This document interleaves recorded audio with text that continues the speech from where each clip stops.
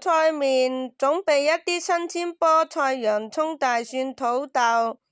蔬菜高湯或者雞高湯、橄欖油、鹽、黑胡椒、檸檬汁、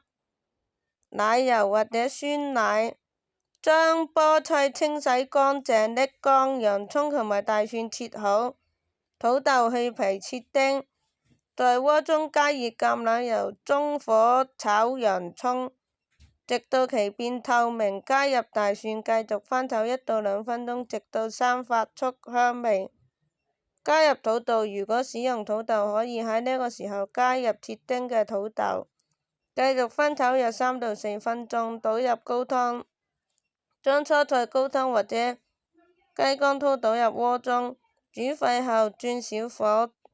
煮約10分鐘，直到土豆變軟，加入菠菜，將菠菜加入鍋中，繼續煮約2到3分鐘，直到菠菜變軟。根據口味加入適量嘅鹽同埋黑胡椒，如果喜歡可以喺呢個時候擠入檸檬汁增添風味，攪拌。如果喜歡濃湯，可以用攪拌棒將湯攪拌至乾滑，或者將湯倒入攪拌機中攪拌，然後倒回鍋入邊加熱。當湯盛入碗中，可以加一啲奶油或者酸奶作為裝飾，又可以切上一啲黑胡椒。大家請點讚關注我哋。